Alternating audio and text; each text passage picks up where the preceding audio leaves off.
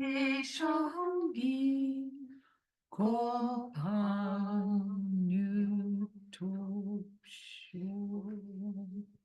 Let's just do the four limitless contemplations. Just follow on Eid. Okay. May all beings have happiness and create the causes of happiness. May they all be free from suffering and creating the causes of suffering. May they find that noble happiness which can never be tainted by suffering. May they attain universal impartial compassion, free of worldly bias towards friends and enemies. Semchen tamche dewa tang dewe ju tang den pa ju chik, dungal chichu tang tra wa ju chik, dungal mepe dewa tampa tang mindra wa ju chik, nearing chak tang ni tang tra we tang no jempo la ne pa ju chik. So good morning, everybody. Thank you, Eve. That's all done. Now you can relax. Okay. And we're going to do part 2 of an ultimate view of bereavement and grieving. And you know, it's quite amazing because talking about loss, you just realize that everybody's been through loss. Even if you haven't been through a tragic bereavement, we all go through loss all the time, virtually on a daily basis. But I've been pondering a lot while I've been trying to pack up my house and everything, how vital it is to understand the true perception of our whole lives, the wisdom of everything. And can you imagine that every single feature of our physical bodies has a corresponding Vajra feature? Funny, except the hair and nails, which is something women spend a lot of time on, hair and nail. But otherwise, every single feature got a corresponding Vajra feature. And when we die and we go into that Vajra true state, everything is automatically transformed into the true state, even if you don't know it, but it's actually transformed. And that's why a lot of people feel very lost, because when they lose the physical self, the ordinary consciousness, they don't know what to do. So then what really is grief, pain, depression, desperation, despair, anger, turmoil? All of that is actually mirror-like wisdom, which you've all learned about. The mirror-like wisdom is really fascinating. Yet, we refuse to look in the mirror and see what that mirror is reflecting. And that word reflecting is so important because none of it is true. It's just what is reflecting there. And then we need to know it's only a reflection. Oh my goodness. We know it's only a reflection to teach us and not a true event thrust on us in any way. Okay.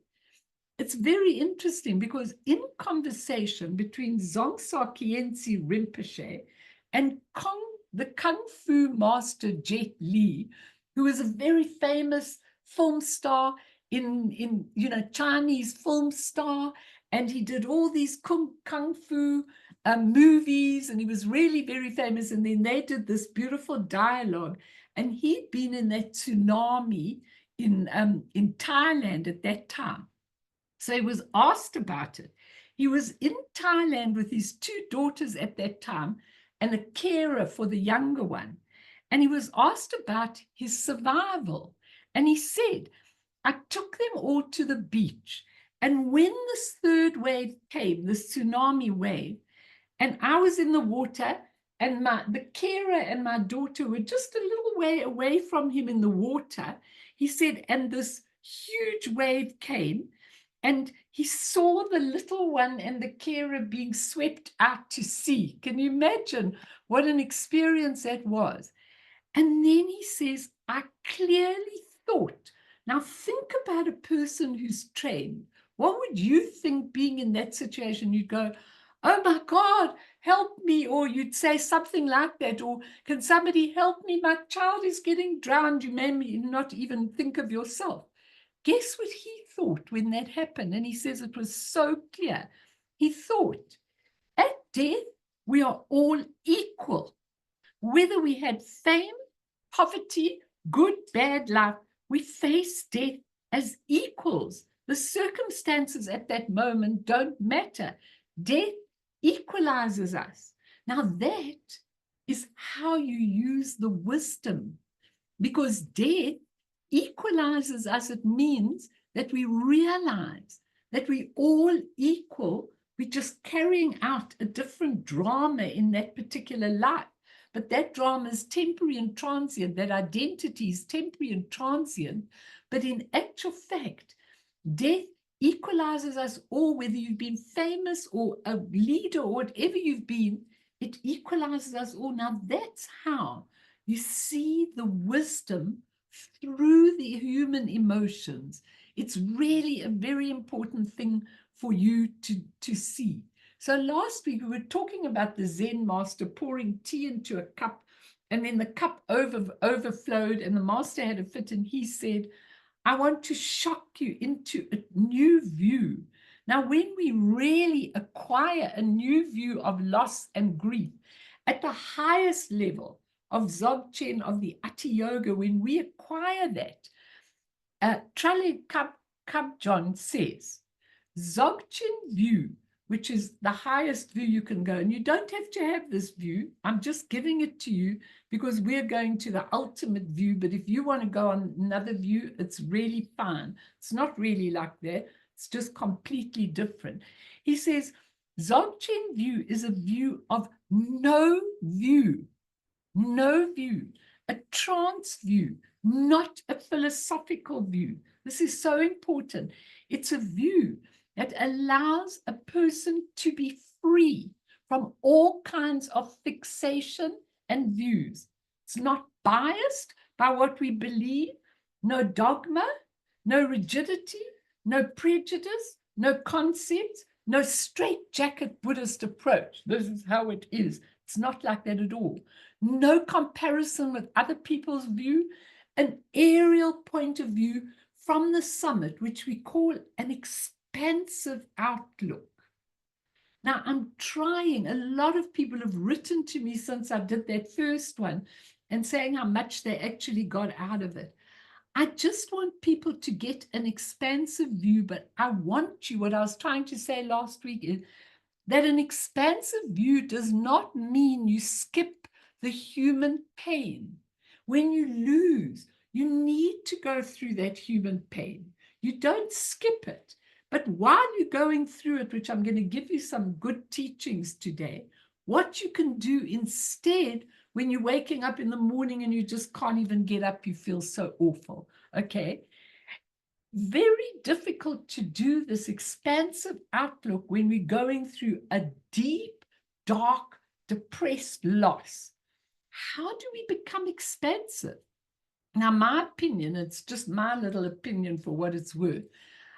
Actually, we don't become expansive in the beginning. If we are able to have a connection with someone that helps us, we might, but we usually don't. It's because the beginning is part of the negredo of alchemy, where you are actually melted down to your darkest point. Everything's taken away from you and you're melted down to your darkest point. And in this deep, dark, hopeless hole, it helps if someone says, hey, I've got a torch of an expansive view. Ourselves, if we do it, even as we're waking up in the morning, we're thinking, I can't. If we've got a spiritual view, we can say, but there is more, so that we have a tinge of knowing outside the hole is blue sky, even though I'm in it and I can't see it and I can't get that expansive view. But outside this hole is blue sky. To know this is so helpful, because I've watched people in absolute desperation. They just don't know how they're going to get through that life. They don't know how they're going to even bear another day. And it's really, really difficult. But if someone gives us advice, you know what happens? I know in the Jewish religion, everybody gathers for that first week of mourning, and then people come in. And sometimes I go into a bereft house and I see it's like a tea party. And I look at the person who's really lost, especially if it's a tragic bereavement, and my heart goes out to them because I can see if they lost a child, they just want to talk about that, but people are uncomfortable. They don't want to talk about that. It's too painful, and they also don't know what to say. So you, going along this pathway, have to know what to say, to learn, so that you can go straight into somebody and talk directly. I always do. I go up to the person, tell me everything, what you're going through and all of that. And then they're usually so happy to sit down and just talk to me separate from all the tea party talk. You know, people actually have an idea that you've got to be distracted from your pain. And they're doing you a favor if they do. It's the opposite. The pain is the alchemy. The loss is the alchemy, okay? So I say to them, if somebody tells you how to conduct grief and it's not in your okay for you, you need to say, I know your intention is so good, but that's not helpful for me right now. The thing you've got to be is very honest, and some of you might want to talk about it. But I've often said to people when they're really in a going through a tragic thing, I can't imagine your depth of feeling. I can only be here, close to you, with you in my heart. But I can tell you that one day, not important how long it takes, a year, a day, however long, 5 years, whatever, one day you will stand free at the top of the mountain and truly view what's happened to you and how it's changed you. But the expansive view is not imposed at that point because people can't digest it in any way. And then I would always say something like, now, what would feel good for you to do with me right now? What do you like to talk about? Some people don't like to talk about their grief and their bereavement. Some people do like to. And so you ask them, what's good for you right now? Okay. And often people would say to me, just listen to me, my memories, my pain. I love to talk about them. People are sick of me, but it's the only thing that comforts me to talk about it, you know. And that's what you've got to be patient in doing. The Buddha taught the first noble truth, life is suffering, to show us life as we live it using the human consciousness is suffering. It is suffering. And the way we're doing it is leading to a lot of suffering. But then he said, but let me teach you how to do it differently, using a natural part of us that we've disconnected from. There is a way out. That's what the Buddha taught. So I just want to give you one quote. Let me give you first. Caroline Brazier, in her book, Buddhism Comes to the Other Side, or something. I can't remember exactly what it's called, but she's very interesting because she talks about bereavement. And she says very much in her book, to recognize, she's talking about when you want to help somebody, okay, not when you're there, but when you want to help somebody, to recognize the reality of the grief and suffering of another and not fall into platitudes. You know, platitudes are where you try and say, it'll be okay, and don't worry about it. And you give them all kinds of, you'll go out, you'll meet someone else, you'll meet another guy, whatever. Doesn't help them. She says, however well constructed your platitudes are, what it requires of us is to enter the unknown with another person.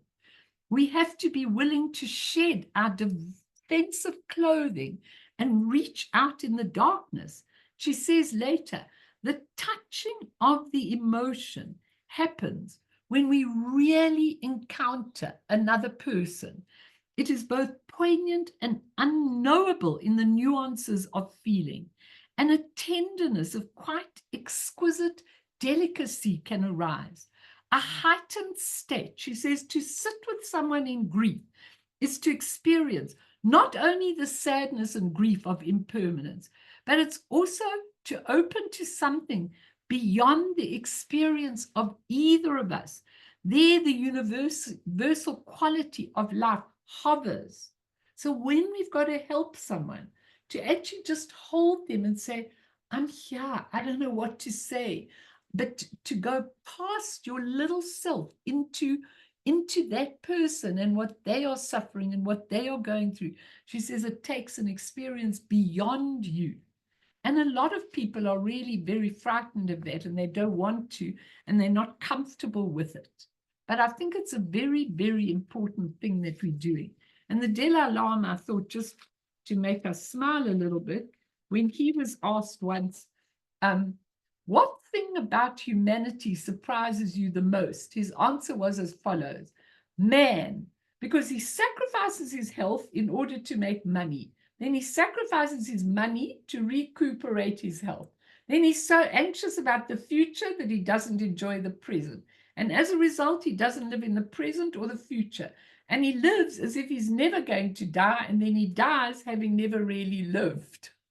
That's a beautiful thing that he says. And it's true. It's true of how we see things. You just watch people. Sometimes inside me, I'm shaking my head because of, because I think so differently to the majority of people.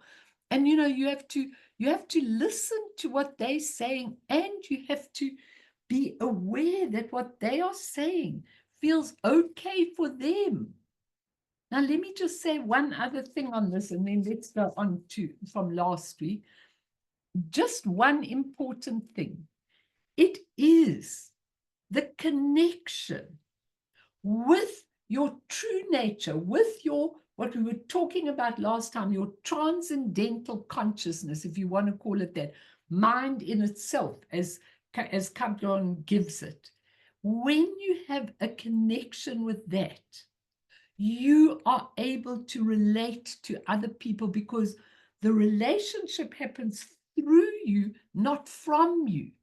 So when people ask me, it's funny, I always have themes in my week. It's just so strange, I'll have people, what I'm teaching, I'll have people asking me about that on that same week. It's so funny. So my theme this week was, how do you take your awareness, your consciousness, your transcendent, your primordial consciousness, and put it into relationships and put it into the mundane world? Now that's the art, because once we open to that, it happens through you, not from you. And then ego's journey, which we're going to talk about, goes out of the picture, because you're there, you're watching that person right in the moment. And you're seeing them, you're seeing their pain, and you're feeling it. And you can't do that with the human consciousness, because the human consciousness is all around I, me, what I want you to want, what I believe in you, all of that. That's what the human consciousness is about. I don't know if anybody wants to say something, but we'll just do a quick summary and then go on, because I've got some interesting things to share with you. Anyone want to say or ask? Nobody. Okay. Don't worry about whether we're recording or not when you say, because it really is so useful to people when they hear other people asking and saying. It helps them so much. So if you are of service like that, it's amazing. Okay, if nobody wants to talk, then let's go back to last week, when we were talking about Rachel and Robert Olds, talking about the two circles, the one returning to the essence, and that our whole life is about returning to our essence. That's the real motive of life, to return back to the essence. And this pain, it's no good philosophizing about the pain. The pain is what helps you to really transcend and go into a new stage of your spiritual journey. And it's really, really important, because if you use your spiritual stuff to actually say, well, I know what this is all about, I know where they've gone, I know all of those kind of things, then you miss the point. It becomes an intellectual exercise. An intellectual exercise will never touch you, and it will never touch the other person. That's why so many people say, Melanie, with all due respect, so do my kids, you are a bit crazy. My husband says sometimes, you're such a weirdo, what you think and what you believe. I said, I'm okay being a weirdo. Okay, I'm okay being a weirdo, but if you're a weirdo that can't relate to people, normal people, then you're out of it. But I can relate to normal people. Sometimes I do a little sigh inside me, but I really can relate to normal people because I allow that transcendent consciousness. I try and get it not to judge other people, which I used to always do. I try and see that person where they're coming from, and that's how we use it in every conceivable way, and to return to our essence. Okay, we talked last time a little bit about not going back to your old identity, but being able to get a completely new identity, because all the identities were temporary and transient, and a great opportunity to develop compassion. And we looked last week at the difference between what Charlie Gubcon calls in his book, The Actuality of Being, the two different types of consciousness or mind, or the different levels of mind. But he says it's mind that is the same, but used in a different way. That's what we're training. That's why we do all the practices. That's why we do everything, because we're training to do that. I'm just moving back since I think the sun decided not to put its feature here today, which is quite a relief, actually. Okay, but just to go back to the difference, the primary difference between the ordinary consciousness and the primordial consciousness, or what he calls mind in itself, or the transcendental consciousness. Okay, I'm a bit worried about using that word transcendental, because it sounds like it's out of this world, but it's actually more in this world than anything in the world, because the Buddha was really in the world. He was so amazing when he dealt with bereaved people. He used skillful means which just came through him in the most incredible way. So we really, really have to understand that. We'll talk about that in a moment. But just to look at how our human consciousness is filled with the substratum of our karmic traces and our dispositions, and it has all our past conditions, all our habit, all the way we perceive it, and it has ego's agenda. And ego is often paranoid about safety, hiding things it doesn't want other people to know about. It defines time and conditions to get over things, and on and on and on with its own agenda for many different reasons. And this leads often to mismanaging our grief when we've got that ordinary consciousness like that. But mind in itself, or the primordial consciousness, doesn't have any of this. And remember, primarily, what I said last week, it does not see bereavement, the bereavement, as tragic, even if in human terms it looks tragic, like the loss of a child.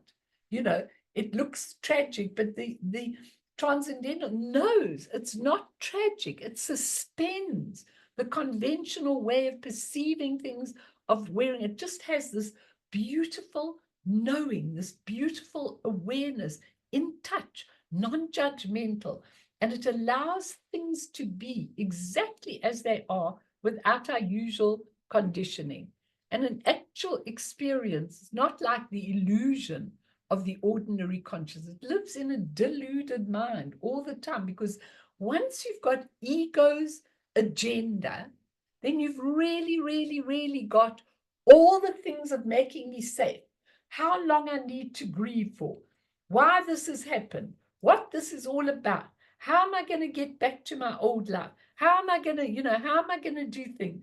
It really sees things differently, but we need to train. And that's what I'm trying to do, to train in that, or that real primordial consciousness, to just stop where you are and become aware, and become really aware of what it's all been, and not to intellectualize about the spiritual. That's absolutely hopeless. And I just want to read you one thing, then we go on to the new things that I read last week, but I want to repeat it because it's very important. Charlie Jumpcon says, a person who is able to rest in their authentic condition is an individual. Now, listen very carefully. I said it last week, but I'm doing it again because it's so important. Is an individual who's been able to thoroughly work with their relationship towards the ego, work with it, know it, not put it to the side, going into a cave and just being in that transcendent state. No, not at all. Work with ego and exhaust all the karmic seeds that are sowed in the substratum of awareness, where it's all stored with habitual traces. They then realize that what we call ego is a convenient device that one has created and continues to do so as a reference point in relation to oneself and to the external world.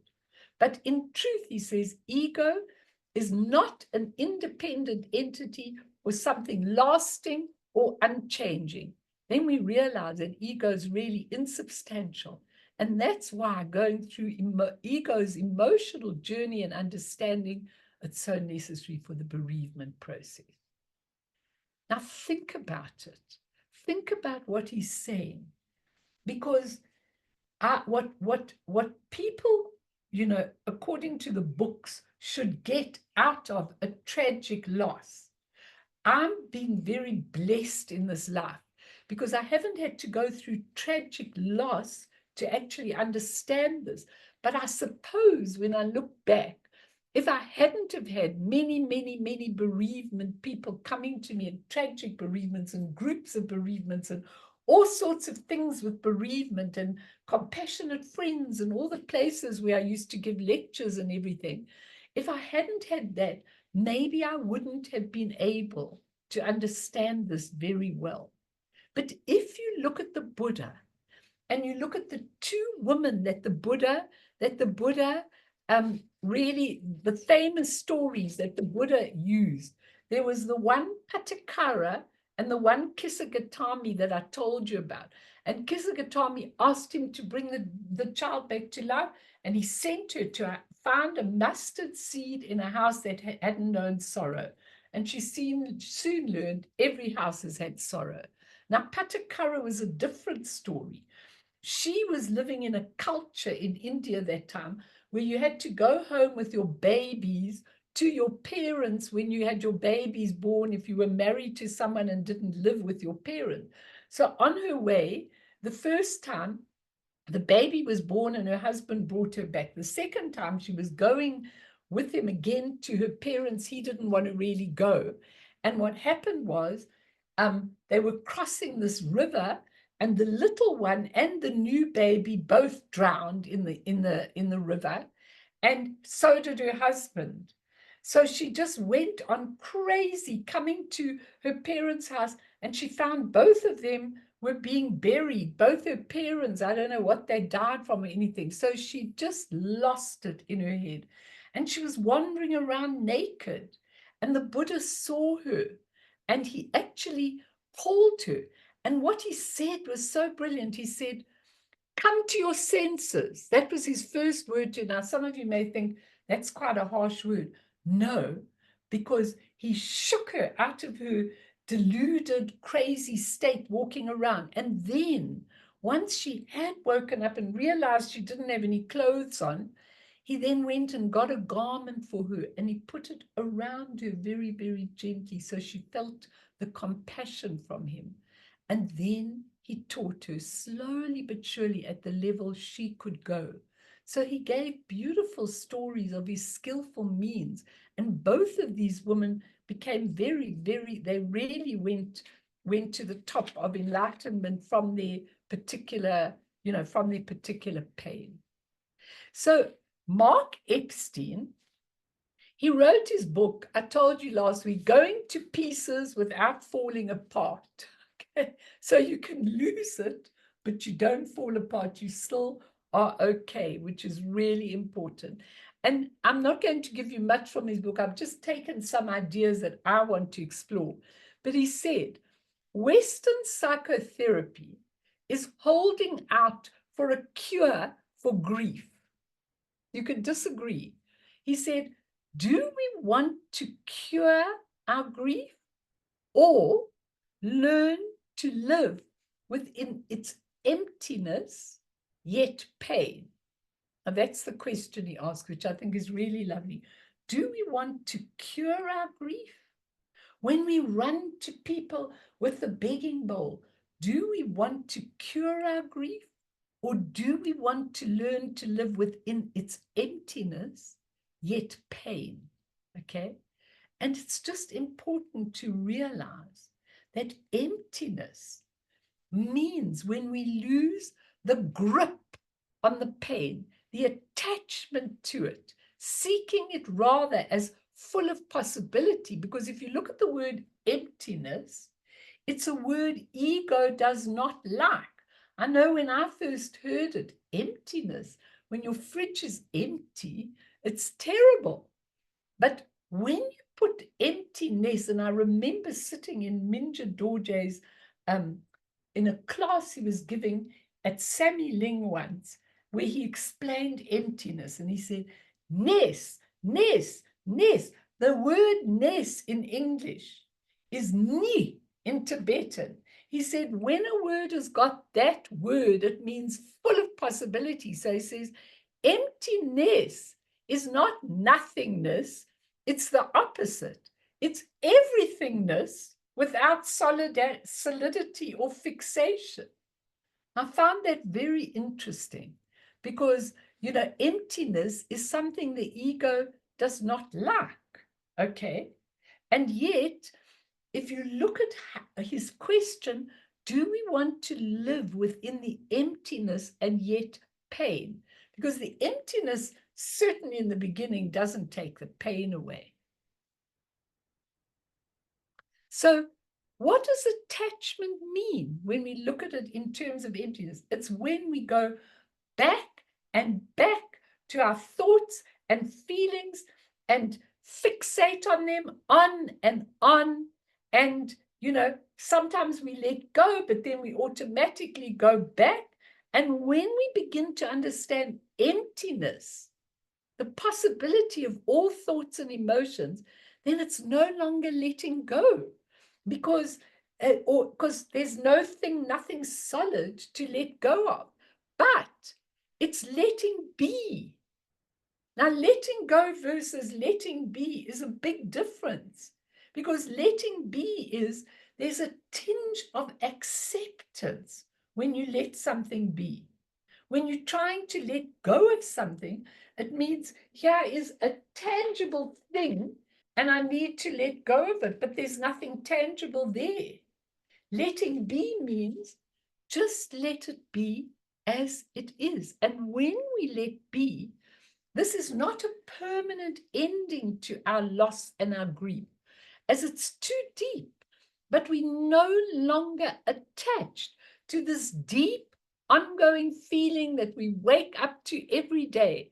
We know how we feel and just how painful it is, but we are non-attached, not detached. The difference between detached and non-attached is absolutely significant, because detached is when people say, come on, let's go out. You need a bit of break. You need to distract yourself, or you do this or you do that, trying to get over the pain. That is detached. You don't allow the pain to come up. Or like I told you about that woman who's never changed her child's room over all the years. You know, she just kept it, even with his hairbrush with hair in it, you know. I mean, it's a crazy thing.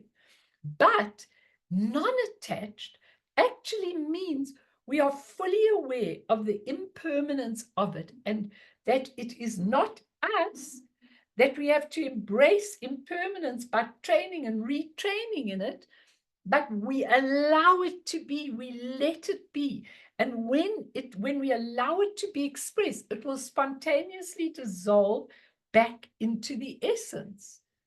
So freedom comes from relinquishing control of the ego, but it doesn't mean detaching.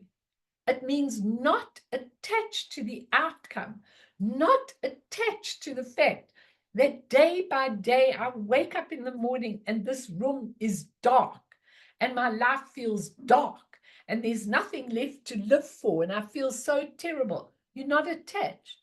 I'm going to give you how you actually embrace that. But detached is a completely different thing, okay? And Epstein says, when we lose our usual ground of being, the way we operated, our identity, we have to grasp onto something, what is happening. And bereavement makes us lose the ground of ego, because all the deceptions that we used to use don't help us anymore. They just don't help us in any way. So we lose that ground. And he said, now this is my most important thing of all his stuff. And let's talk about it. Maybe you want to ask me about detachment and non-attachment. He says, when awareness becomes stronger than our neurotic fixations, then we gain the freedom of accepting what is. Now, what does that mean? Neurotic fixation is one of Tai Situ's favorite descriptions. He often uses it. He says it's a disease, neurotic fixation, that plagues the Western world. We just can't let anything be.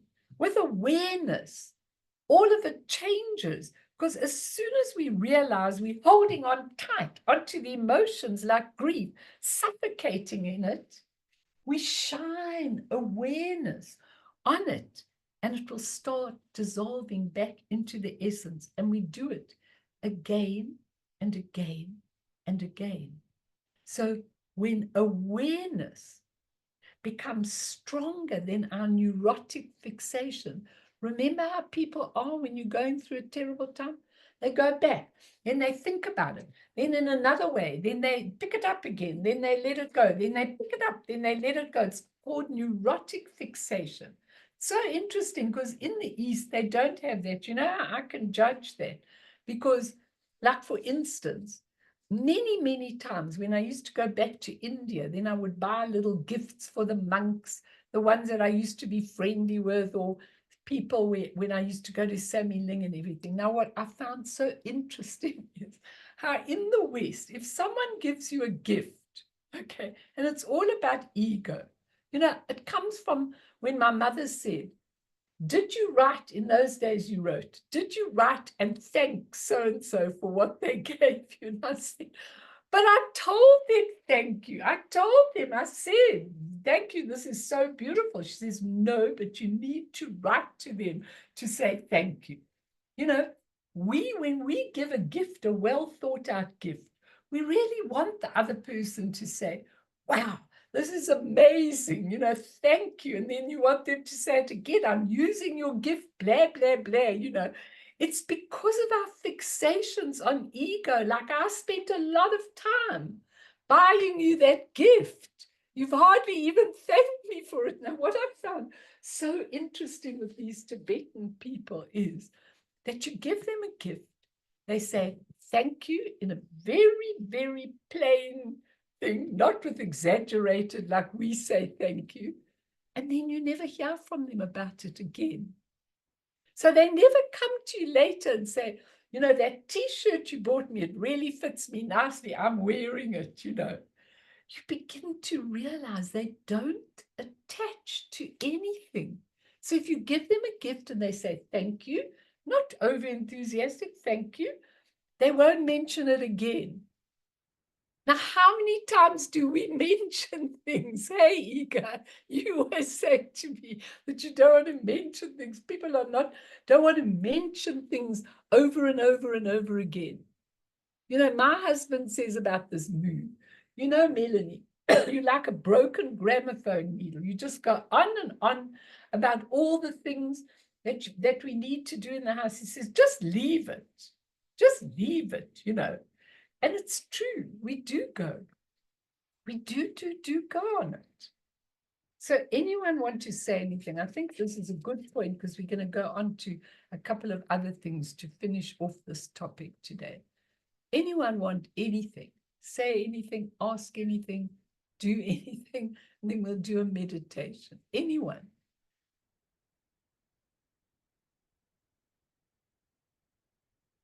Are you all okay with it? Okay, you get what I'm saying, because it's really, really, really important.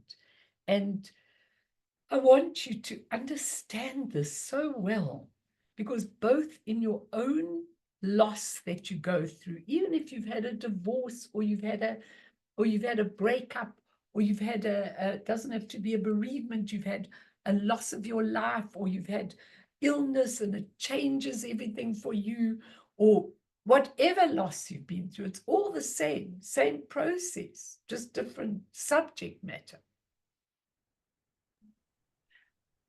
I want to say something. One thing that I'm learning from Buddhism is to actually embrace change. Nothing ever stays the same. And we must stop being fixated that we want it to always be the same. We'll never, ever move and progress if things stay the same. Yeah, exactly. It's really, really, it's so important what you're saying, because why do we want it the same? Because we feel comfortable with that, and we don't like moving out of our comfort zone and having a different view. Yeah. And we're scared, so we stay there. But once we have taken that step of faith and opened up to a different view, it's wonderful. Yeah. Yeah, it's marvelous, but we're scared. We don't want to go out of our comfort zone. Precisely what you're saying. We've all got comfort zones, even with our practices, with everything. You know, I think Chogyam Trungpa always used to take his students and throw out everything they'd learned and put something fresh and new. And then they go, but Rinpoche, we're just getting used to this. He didn't care. He just threw it all over all the time. And Pema Chodron talks about, she learned that from him, you know, going out, what's that word? Getting comfortable with discomfort. That's what it's, that book, I must look at the book again. Well, you know, for me personally, the fact that you've sold your house and you might be moving overseas or whatever. Yeah. At first, I felt a little bit unnerved. I thought, oh, where's my link? And I thought, it doesn't matter where you're going to be, you're still going to be linked to us and help us and talk to us, and we must stop attaching to stuff. Yeah, we've got to stop attaching. But the thing is, we've got to learn. And even with bereavement, it's so true what you're saying. And even with bereavement, I mean, right now, we haven't got anywhere to live. We didn't like the house that she offered to us. We didn't like it at all. So we actually are moving out on the 30th of September, and we've got nowhere to live. It's such a good test. It's such a good test for me. Because, like, why would I be afraid when I've got Guru Rinpoche inside me? I mean, if I find a shack outside, I'll live in it for a little bit and then go on. You know, it's so interesting when you are thinking of giving up your whole life in a particular place, because it's right out of your comfort zone. And the house is out of our comfort zone, and the shrine room is my comfort zone, you know. And I'm looking, who can I give? I'm going to phone all of you to come and get stuff from me, you know. But it's really very important what you're saying. And it's very important that you understand it with grief and loss, and to help other people who are going through loss. So let's do a little meditation, and then let's go on to what's his name? Jade has a question now. Sorry, who's got a question? Jade. Jade, please, go ahead. Please. I think you can hear me now. Yes, perfect. I'm in such a very parallel and similar situation to you, Bern. On the 30th of September, I don't know where I'm going to live. And I've been doing this for a little while, not only a few, but a few years. And sorry, a few decades. But I'm getting old in the meantime. And it's true, we have to detach from things, but to feel the trust in whichever space it gives you to believe that you're going to be okay, even if you do sleep on the street. Yeah. And it's you grow in that space, you evolve, and you have to find the humor. I don't know if that's the right word, but just to say to yourself, I'm okay. Exactly. And being comfortable with discomfort. We all put fixations into our thing. This is the way we go to sleep. This is the way we do our prayers. This is the way we wash our teeth. This is the way we pack our suitcases. This is the way we like it to be. We attach to everything, and it's the system, it's a routine, and we have to remember we cannot take those things with us. Yeah, we can't. And the thing is, we have to concentrate on the most important thing. And no matter how busy I become, no matter how hectic it becomes, it's getting quite hectic now, but no matter how hectic it becomes, I have to do my practice in the morning. And this is one of the things. And the evening, this is one of the things that is non-negotiable, because when I go and do my practice, I am at ease in my rikpa, in my state of awareness. And that puts everything into its right perspective instead of organizing everything. And it's amazing. It really, really is amazing. I am thankful. Yeah, no, wonderful, wonderful that you've got this. And that's really important. So let's get into meditation position. Mel. Sure. You want to talk? Pema Chodron's book is Welcoming the Unwelcome in a Heartbroken World. It's beautiful. That's another one. There is one, Comfort, Discomfort, or something, but that's another one. That's beautiful. Have you read that one? Yeah, I have. Good. It's exactly what you said. Yeah. Very good. No, she gives lots of very relatable examples that you can utilize in your life. Okay. But still, that's a really, her books are very, very good.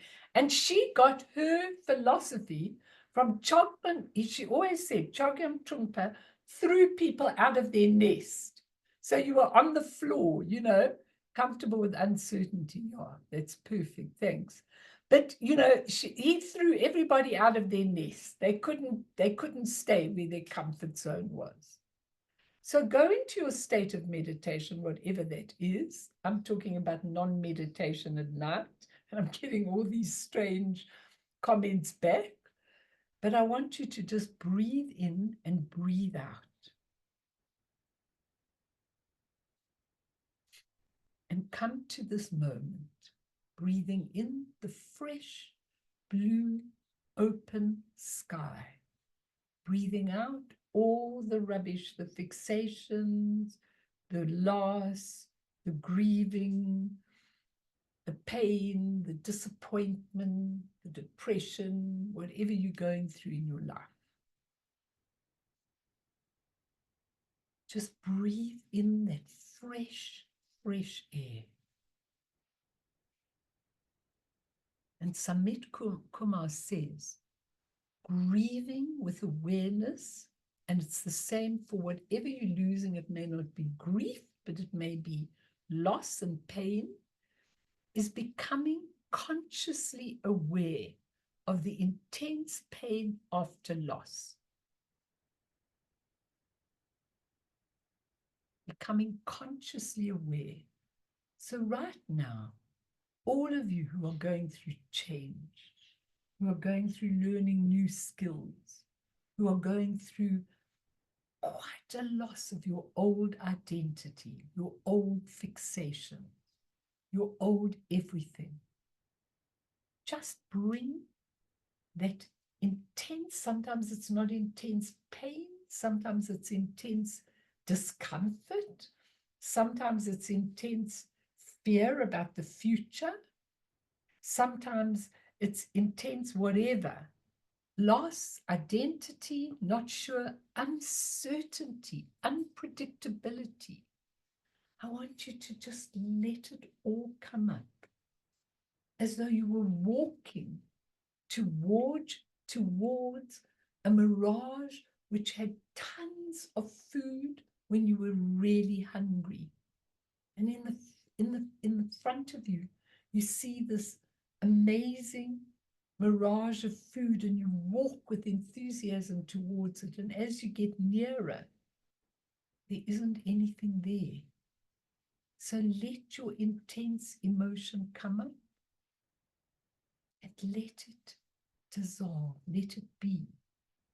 Let the mirage of your life, let all your statements, it'll be okay if, this is what I want, this is what I need to do, I need this, this is my discomfort. In order to get over it, I will do this and this and this. All of that, just let it be.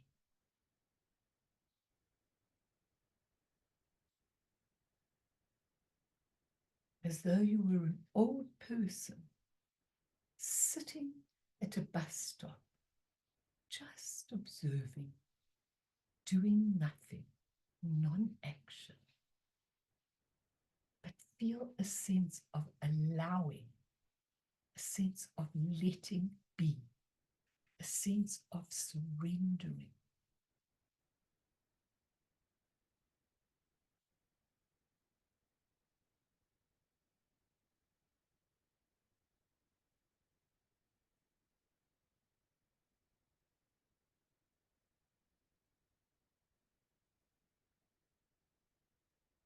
You are riding the waves of your loss.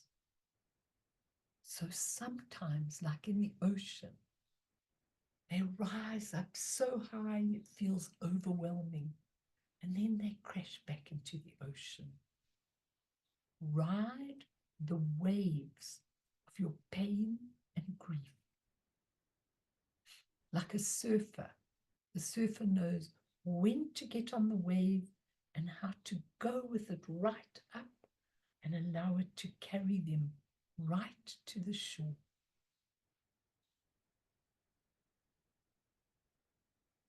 You're looking deeply.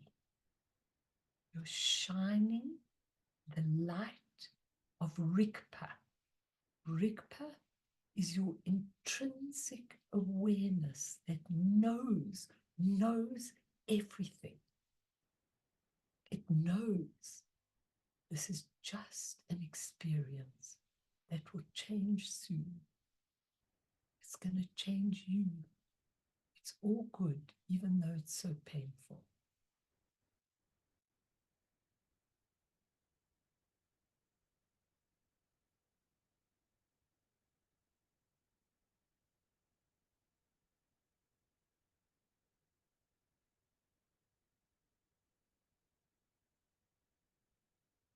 No platitudes to yourself and no platitudes to other people. That means you don't make, oh, I know this is for this and that's for that, and you go to ego's agenda. None of that. You're just completely and totally aware. You don't allow anything to disrupt the process of riding the wave of your emotion. Knowing.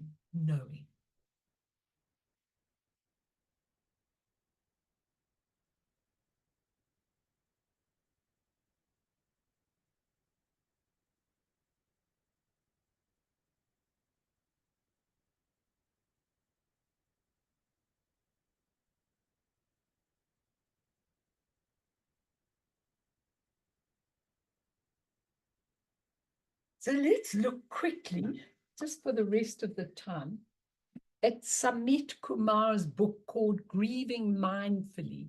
Now, you know, mindfulness is a word that was really used by the Buddha, but I think with the West taking over the mindfulness movements became a bit of an intellectual exercise. So let's rather use the word awareness. So he says, why do we have to grieve with awareness becoming consciously aware of the intense pain. He says, since the pain can seem to be swallowing you up, and you may feel you seem to be aware of only that in your life and nothing else. You can't look at anything else. He says you seem to be. But he says awareness, when you use Rigpa or awareness, is not the same as indulging in the intensity of grief and or wallowing in the pain. It's not the same as fixation, okay? Because awareness shines its light, but it's not stuck there. Can you all understand? It's not attached there. It actually trusts with non-attachment. However it works out, it works out. So awareness is allowing yourself to accept the pain of grief, therefore finding relief in not running away from your loss. You redirect this pain toward your growth as a human being, he says. You learn to ride the waves of grief, to allow yourself to mourn and fully experience the lessons of grief, because you know it's all impermanent. You know there's no time restriction of feeling grief. You know there's a much deeper purpose of what you're going through. And you know there's nothing pathological about loving someone who died. Okay, it's very important. You're channeling the momentum of grief into a journey of awakening. And you know the universality of pain and suffering and loss. It's universal. That's why what he taught to Kisargotami. It's universal. We've all got our stuff to go through. Everybody has. And he also talks of types of grief, which is quite useful, I think. One is cumulative grieving. When people did not deal with losses in the past. So a lot of people have gone through a lot of bereavement, even if it's not tragic, they've gone through a lot of bereavement. The previous losses are not often dealt with. They can cause cumulative grief. So like, you know, if you've had a lot of breakups in your relationship, and now you're in a new relationship, seems to be going okay, but you already grieving and anticipating it's going to be lost. You already, that's called cumulative grieving. When you went through the loss, you didn't deal with it in any way. You just quickly got over it. People took you out, met someone else, whatever. So cumulative grieving can be dangerous, because sometimes I look at somebody and I can see they never mourned their parents. Now they're mourning this, whatever it is, but it's all cumulative. Second one he talks about is called anticipatory grief.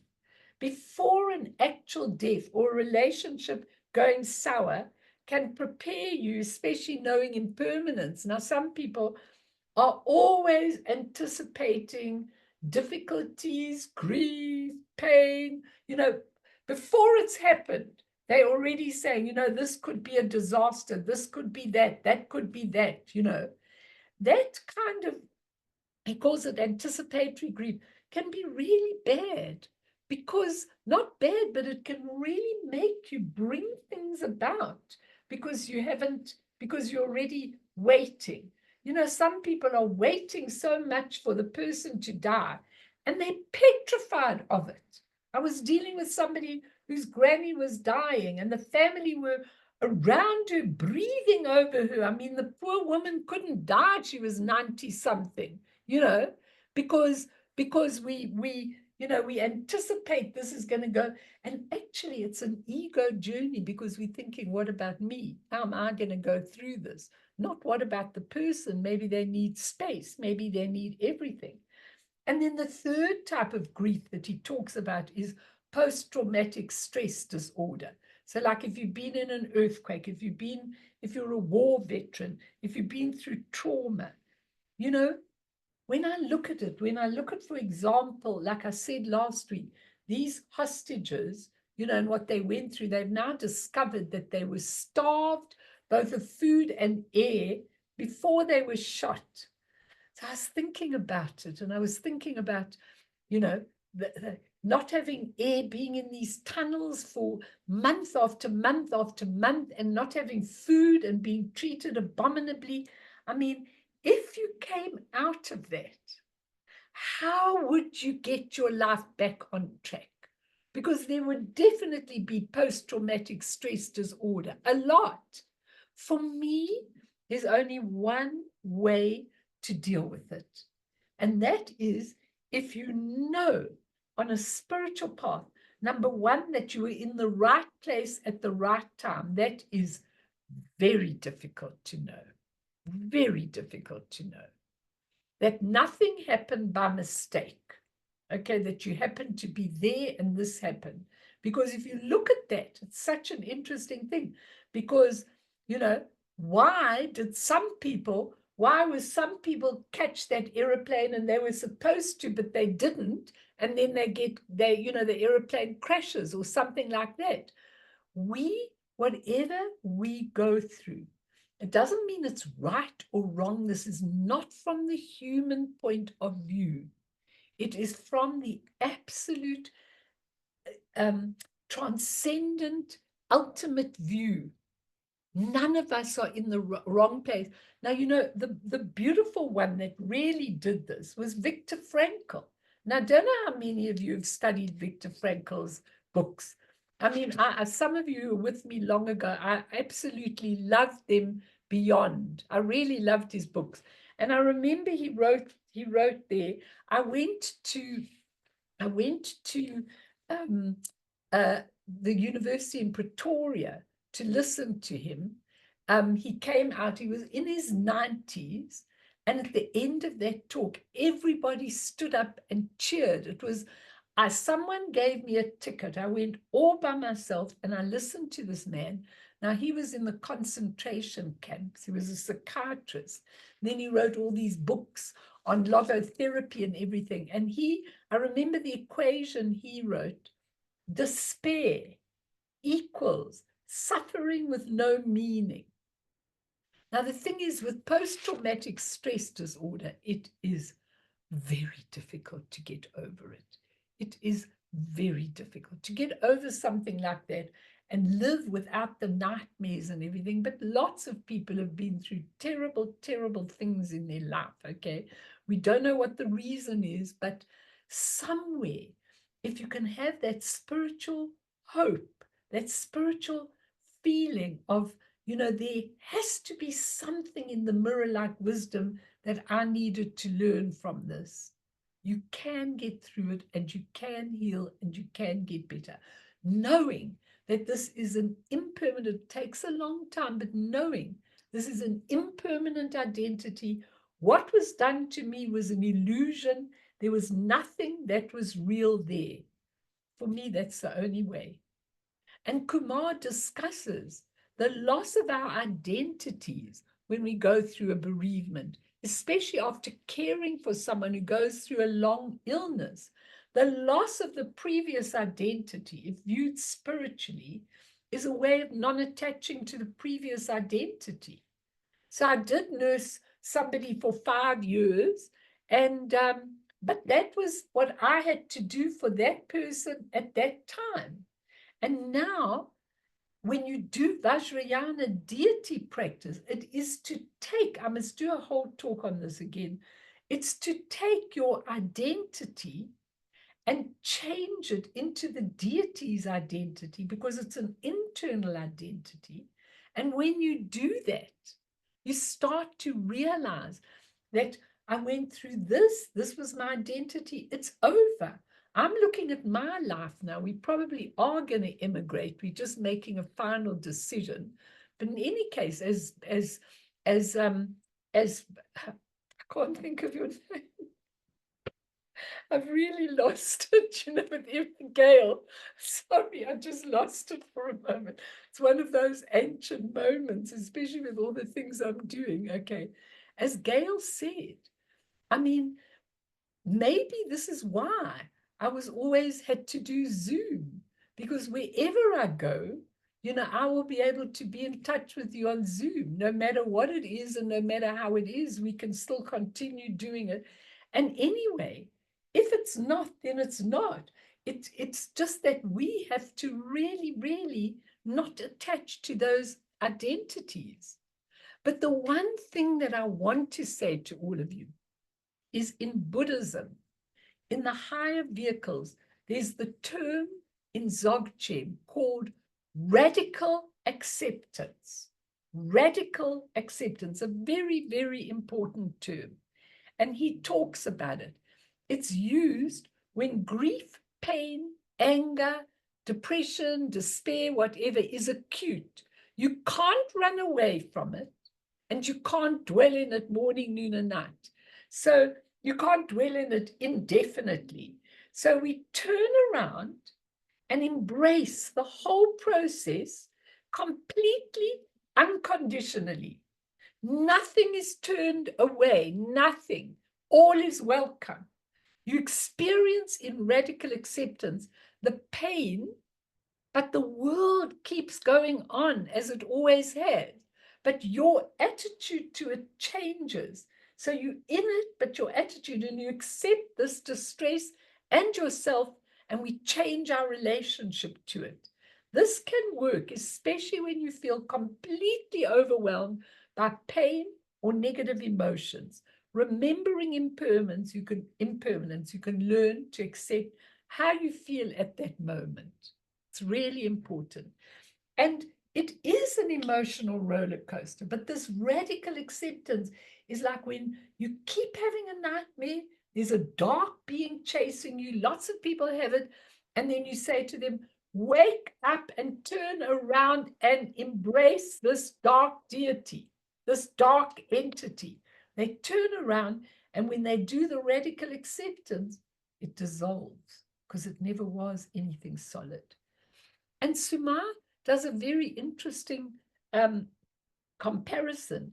He says that because the grief comes and goes, he describes it as a spiral staircase, not as a staircase like that, as a spiral staircase, not a series of steps, but circuits in a spiral that twists and turns all the time. And he says, renewal may happen several times on the staircase and then down again. It has ebbs, it has flows, almost like a journey through a labyrinth. Like I'm always fascinated with my grandchildren. The one particularly loves mazes. So I go and get these maze books and I go, come, Jakey, we're doing a maze. So I'm watching him do this maze. So he starts off there and he's going around. So what he does, I laugh, where he can see in advance when he's coming to a dead end. He doesn't go up to the dead end and go, oh no, he can see. So he does this in the book and he goes another route, he misses the barrier at the maze, these mazes, you go flat into them.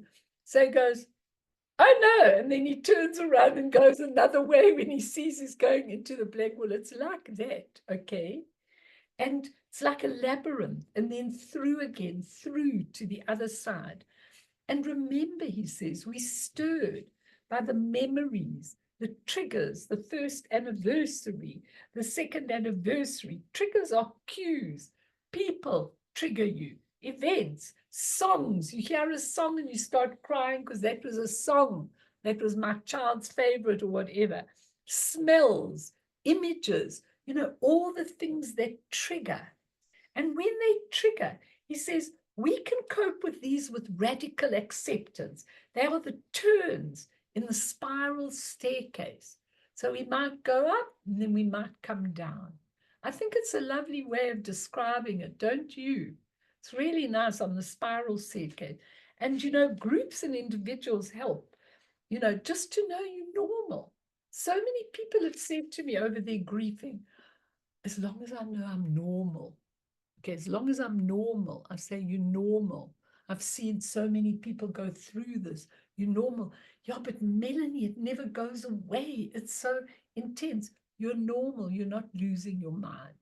Just keep going and keep reaching out to people that have got a torch in their hand to just show you the way a little bit. So the people you trust. Last night, quite late, I got an SMS, a text from somebody who said, I can't live anymore. I can only see suicide as a solution. I just can't live with myself anymore. There's just nothing else. But this person said, but I trust you, Melanie. And I never looked at the message till a long time after it came, which I really felt bad about. But I sent a text back quite late last night, and I just put it and I said, suicide is not a solution. And I'll tell you why, if you trust me.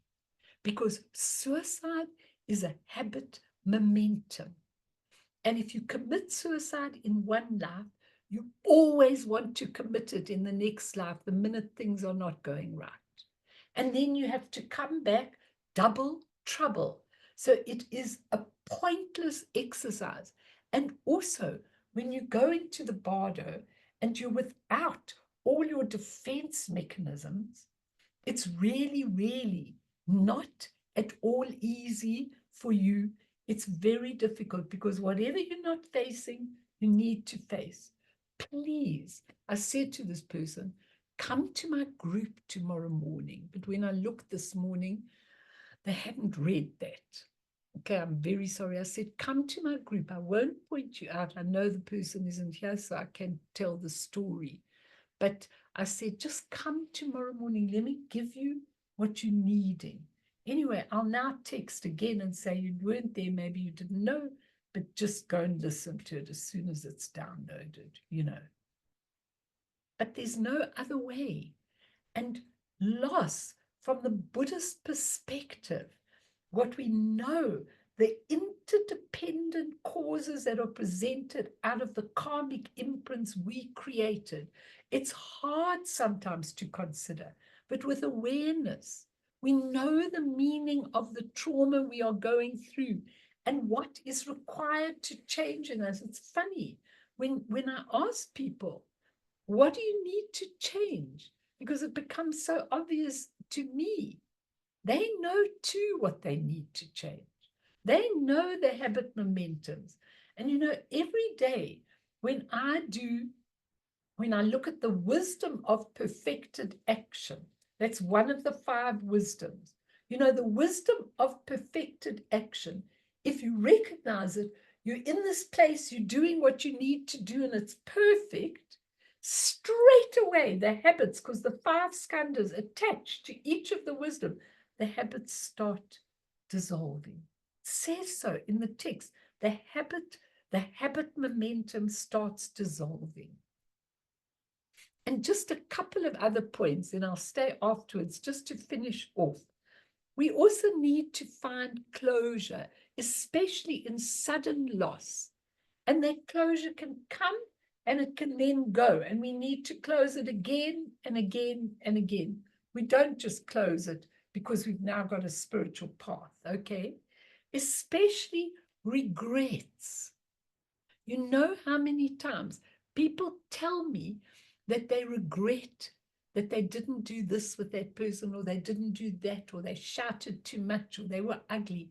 And I go, listen, what a wonderful thing that you can feel that regret, because that's the karmic imprint. What you did habitually went on and on and on. Now, if you become totally aware of this with me, what you tend to do in this situation, in ego's thing, if you do that, another opportunity will present itself almost immediately for you to take your regret and do it differently with another person. I cannot tell you how many times that happens. All you need is awareness. Hey, I shouldn't have been hard on him. I shouldn't have done this. I was too everything. That is, as soon as you're aware of it, life will give you another opportunity. Truly, truly, truly, you'll meet somebody and you want to do the same thing, and you'll remember, hey, this is my chance to get rid of that. It's really, really important. And also a sense of guilt and self-blame. I had somebody I was counseling in recent years who felt they were to blame for this particular death. They felt they were to blame. In the beginning, I was very empathic about it. And I said, I understand what you feel. I really know what you're going through. You feel if you would have been able to do this or this or this, it might have changed the status quo, but it wouldn't have changed the death. That person had to die at that particular, not that there's a set date, but that person was to go through what they had to go through. And eventually I was quite unsympathetic to it. In the beginning, I was sympathetic to it, but later I actually asked the person, how often did you do this before this bereavement? Very interesting. How often did you do this? Like blame yourself. You know, how often did you start desecrating and denying yourself when actually this has got nothing to do with you? This death was going to happen irrespective. So sometimes there comes a point in skillful means where I'm quite harsh on the person. I'm still, you know, in the beginning, still totally empathetic, but there's sometimes when I say to people, okay, enough. 6 months later, a year later, you're still doing the same thing. I have no problem with your grief, none. But now I can see something psychopathological in your grief. You're holding on to it with another agenda. And that agenda, you need to work with me to get it out of the way. Your bereavement, your grief, your crying, I have no problem with that. You can go on for 5 years.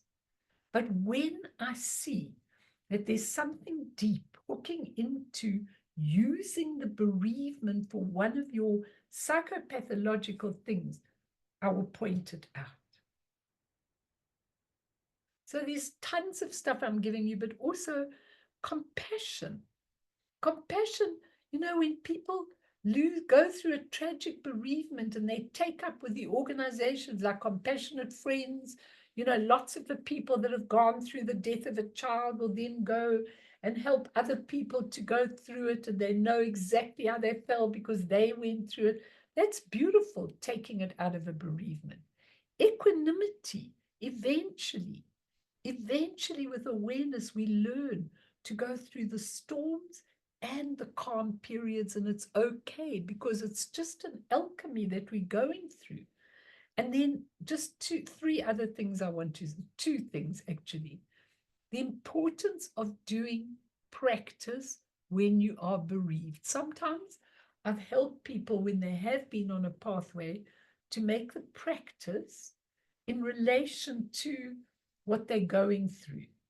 In other words, doing the mindfulness, doing the awareness, you know, not making them go through whole long practices which their minds can't digest at that particular time. But if you are a practitioner, you need to continue that for absolute sure, because that's the way that you really, really help yourself in the end. And the other thing is, you know, when we start giving service to people because of what we've gone through, there has to be a sense of gratitude.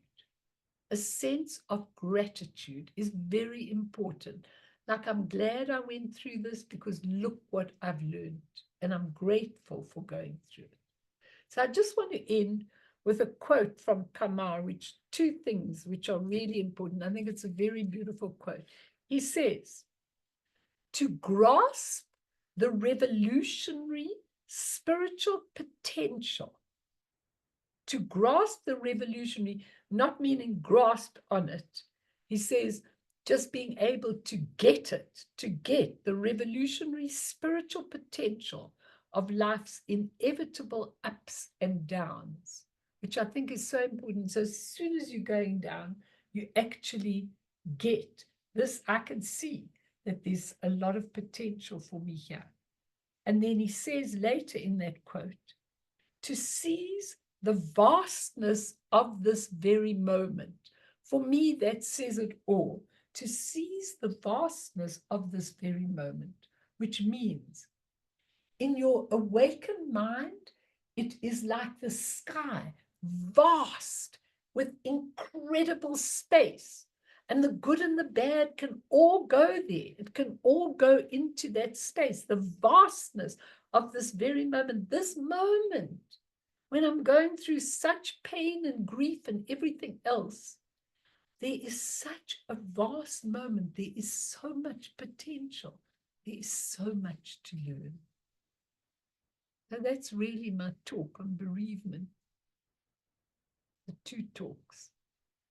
And I hope that'll be included into the death and dying, because I think it's very important. And quite a few people have been telling me they're going to get it, so we'll try and get it on. But let's dedicate, and then I'll stay if anybody wants to ask me. And I know some of you don't like to do it on the Zoom, but I like you to do it because I think everybody learns so much. But let's dedicate if you can. And you know that that burn, Fiona wrote a new, no, that was right, the first one. Fiona wrote a new English translation of that prayer, the dedication, which I thought was so, so nice. Better than that English translation. But through this, I really want to say, may all beings who've going through bereavement, who've gone through bereavement, who've gone through loss, grief, divorce, death, everything, especially in all the traumas of this world. I really pray that if there can be a tiny bit of merit from this talk, may they be able to get it and be liberated from the ocean of existence, stirred by the waves of birth, old age, sickness, and death, and terror. Sonam die tamche zipane topne nepe dranam pamshene jegana chibana tropaye sipe sole duadro warsho. Let's just do that. Stop.